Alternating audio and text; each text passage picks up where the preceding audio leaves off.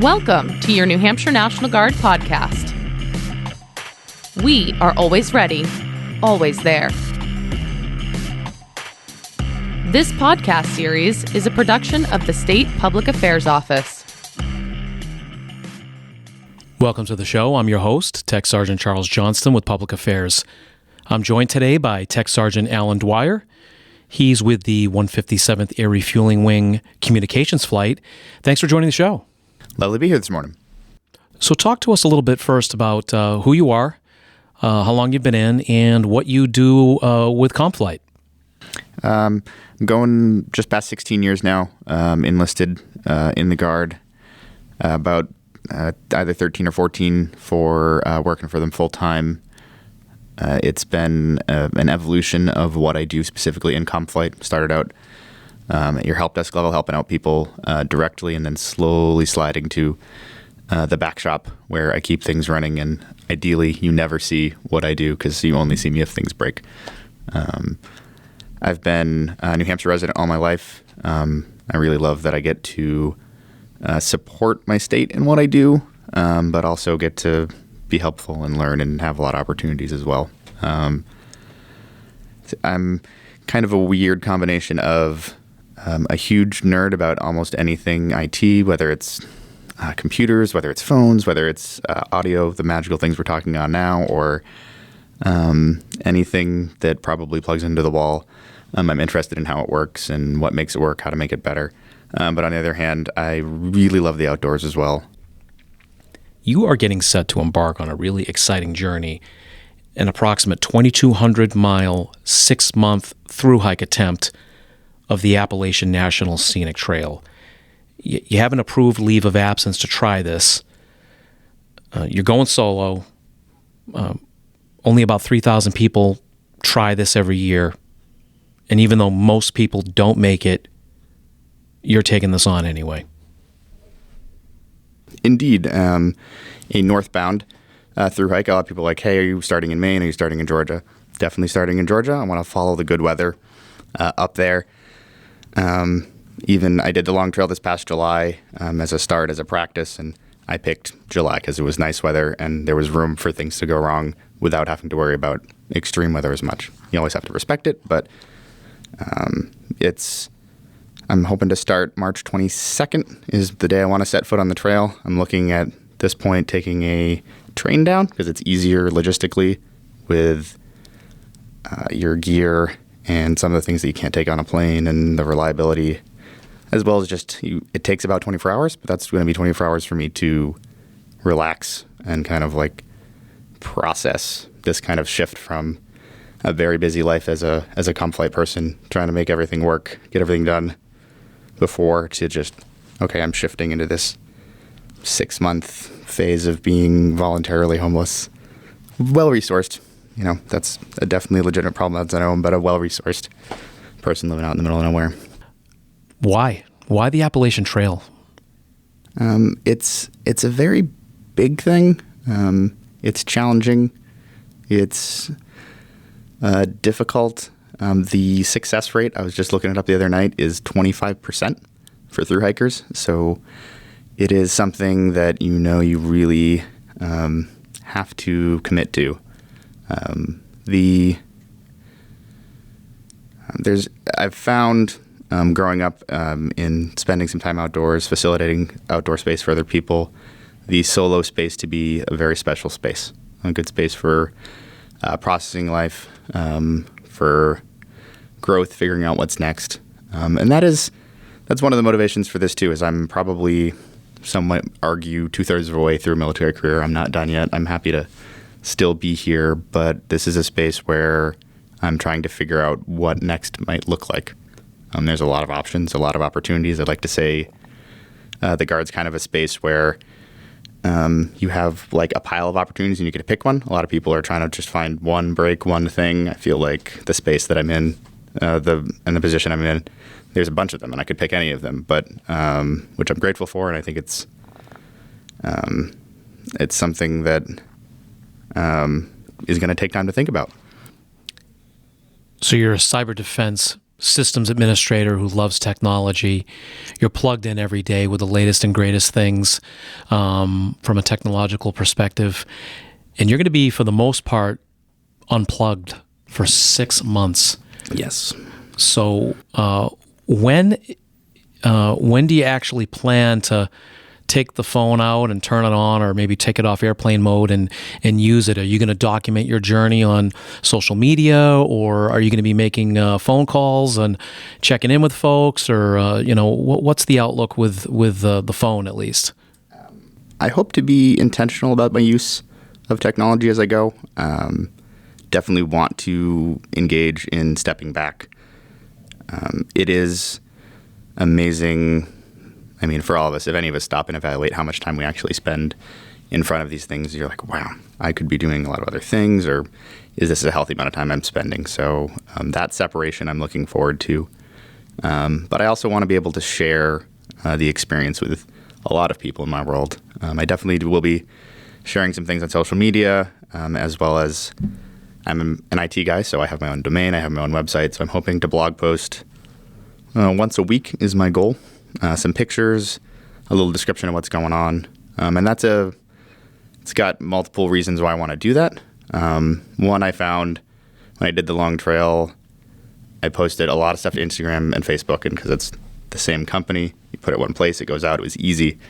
But there's a number of people in my world that choose to not partake in it for reasonable reasons, and just I ended up excluding a number of people from being able to keep up with my adventures because I was just using that one thing. The nice thing about putting it through my own website is that anyone can access it. You don't need an account. You can just go there. So it's been a bit of a learning curve for me to try to figure out WordPress and how to make my own website, how to make it work.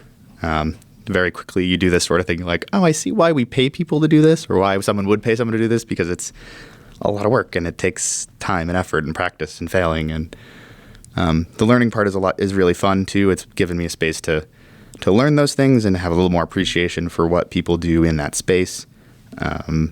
But the hope is to also have a good account of my adventure. Also, depending on the organization. So, for example, when I did the long trail, to get recognized officially by the GMC for your thru hike, you do have to submit a detailed account as well. So the longer you wait between writing it down and having it, the harder it's going to be to have it. And the more I've spent time in this wonderful thru hiking space, the more you find that talking about it facilitates other people's ability to go out to learn and to be like, hey, oh, it is doable, it is possible, or like, can you talk with me through gear? Like, by talking about it, you give people space to ask questions and ask all the questions, and like, how are you going to deal with water? How are you going to deal with safety? Like, everybody has all these different questions. And so I want to make sure that I'm doing that as much as possible. I want to welcome other people to the space. Yes, it's busy, and even planning my trip, the Appalachian Trail Conservancy has this really cool thing where you register with them, but you have a chart you can look at and see how many people are starting the same day. So the trail has approximately, from the start, capacity for about 50 people to sleep in a campsite or a shelter. I have a little Lego person that I take along with me. So I went to my niece. I was like, I want to figure out how to include you, a little bit inspire you to also be involved at some point as well, and said, is there something I can take with me? So she built a little Lego guy for me to take along. And so a lot of us are familiar with this sort of method. A lot of people who deploy will take a mascot with them, take a picture here or there. Like, that's where that general idea came from. A lot of people do that. So I took him along with me on the long trail. I got about 2/3 of the way through, and about a third of the way through, I lost him. So you can't imagine how terrible you feel when you lose something your niece entrusted you to take along with you. You're like, most terrible person ever. Why? But I was good. I let her know. I was like, hey, I lost this guy. He's named Abraham Emanuel Stark. There's some New Hampshire in there. General John Stark for the last name. So he's got a hat like Abe Lincoln. So first off, I lose this guy. And I'm like, oh no, this is terrible.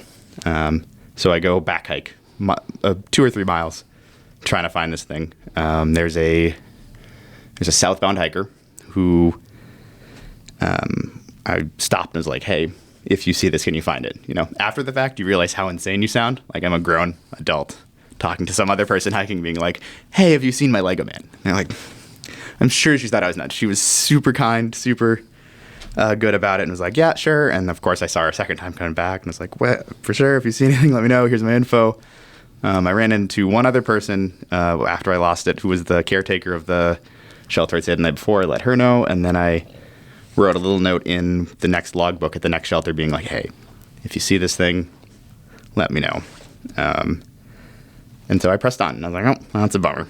A day and a half later, that caretaker had found my Lego guy and ended up bringing him a few towns down and dropping him back off to me. Those are spaces that are just, one, super cool, how much people are willing to help. The chances of them finding my little Lego guy were undoable, but it's amazing how just a little thing turns into a huge story. I got to know a number of the caretakers, ended up getting to go into town, have dinner with those folk, and then that's where my trail name came from as well. So somebody else on the trail farther down the road, a gentleman named Coasty, former Coast Guard guy, surprisingly. No, not all the names are super original. Some of them are, or some of them not. And then he had read the story. First off, he made a point to tell me, he's like, oh, I thought that was written by a 12-year-old. And I was like, great. And he was like, oh, you're the Lego man. And I was like, all right, there's my trail name. So food, water, and pack weight. Those are 3 things that you need to plan for ahead of time and daily, as I understand it, while you're out there, because you have to collect your own water, you have to filter it, you have to maybe boil it. You can only carry so much food, so you have to kind of game plan that too based on how far you plan on hiking a given day until you reach the next checkpoint, and that's all a big part of this. Absolutely. When you talk to people about thru hiking, they immediately talk about ultralight. It's a thing. Some people are more obsessed with it than others. The more I've researched and a lot of stuff that I've read, it's kind of just like anything else. People will get obsessed with a number. We do that as people in a lot of ways. That's why video games work. They're numbers. We get obsessed with them. But it's a balance between saving your back and saving your effort and comfort, and like that level of comfort, and then personal comfort as well. Everybody, even your ultralight people, if you talk to them, they have 1 or 2 items that we would deem luxury items, the things that you have to make yourself comfortable. Depending on how much your pack is weighing on you, that's going to motivate you to pare down what you're doing. You'll hear the term shakedown a lot. So you start out with this gear, and then you're like, I don't really need that. I don't really need that. Even on the long trail, 2 days in, I already had stuff I was sending home. It's like, nope, I don't need that. I don't need that. I'm not using that. So part of it is just research for gear that is lightweight enough, but still effective. One of the problems with some of the super lightweight gear is you then lose durability as well. So you have to figure out whether you're willing to sacrifice that, or whether you're willing to be a lot more careful with that equipment, or do you just not need it? One of the things that everyone I've talked to, which, rain gear is really important, right? Because you want to stay dry and not cold. But you talk to a lot of people, most people who do thru hiking don't have rain pants. Because if you're wearing rain pants, you're either going to be soaked from the sweat on the inside, or you're going to be soaked from not having rain pants. So like, okay, this isn't doing me much good. It's not worth carrying. And so you a lot of your gear choices become very pragmatic very quickly. And some of it you just can't really learn till you get out there and do it, and then you realize whether you value it or not. Different places do require different gear too. So like, I'm going to start with a lot more warmer gear because it is Georgia, but it's still March and it's still cold. And so I will start with a heavier ground mat that's insulated, that will do its job. But once I start getting up to, halfway or getting into the summer, I'm going to have people send me a lighter one, and I'll swap it out because I won't need as much insulation. The other big thing that I think can't be said enough if we're talking about doing anything outdoors is the key phrase that people say is cotton kills. No cotton. You want synthetic materials. You want things that can dry and things that aren't going to make you more cold. Food is it's such a simple need, but it's amazing how important it is. I was listening to the account of the lady who got the fastest known time for a self-supported hike on the Long Trail this past year, and she said one of the reasons her first attempts failed was she didn't eat enough. The amount of calories you consume is just crazy. It's a wonderful space because you can eat whatever you want all the time. Obviously you're not going to be eating Skittles all day, but yeah, you can snack on some candy. It's fine because you're just going to burn all of it. And that's going to be a concern for me to make sure I'm eating enough. So in my 28-day hike of the Long Trail, I lost 22 pounds. If you're not intentional about getting enough calories and getting enough nutrition, it will get to you. Like you're running your body machine hard, and it needs to be able to have the fuel to rest and recharge. And that's the other key piece there of the adventure too, is taking time to rest. It's very easy to, you said 2,200 miles, right? That's what we got. And that's what I need to do. So that averages out to about 13 miles a day. But it's a lot of people get off the trail because of injury, because they don't stop and take that break. You've got a website. Yes. Like you've told us that you've managed and you've put together, and you're going to be tracking your progress, hopefully at least once a week with photos and log entries. What's the address? It's nkryptr.us, and I'll do that one more time for you. nkryptr.us. I haven't been able to get it to come up on government computers yet. I'm not big and important enough to get through their proxies, but I guarantee it'll work at home. You can make it for your friends and family and whatnot to actually track your progress through this website. Correct. If you guys swing by Pease or you reach out to some of the people that work with me, there's a little password so you can actually see me hour by hour what my progress is each day. And what's your email address? My email address that I'll be watching for this stuff is very similar to that. So it's nkryptr@nkryptr.org. I think if people get on the website and they're tracking you, I suspect some of your friends might razz you a little bit if there's too many of those 0 days. Absolutely. I encourage people to heckle me, actually, because we all need motivation one way or another. Firearm or bear spray? What's your go-to? Because I have a clearance to maintain and it's a felony to have a firearm in some states, it is bear spray. Bear spray. So hopefully you don't need it. Good luck out there. If you're loud, they don't bother you for the most of the time anyways. You just don't give them food. Is it get big or play dead? Which is it with the black bears? It is try to walk away, and then you can't run. Then it's get big. So you can't run, you can't climb trees. I had one, I'm pretty sure, plodding along beside me for probably a good mile 2 years ago and didn't bother me. So we'll try to keep that record up. Good luck. Thank you. Thanks for listening to your New Hampshire National Guard podcast.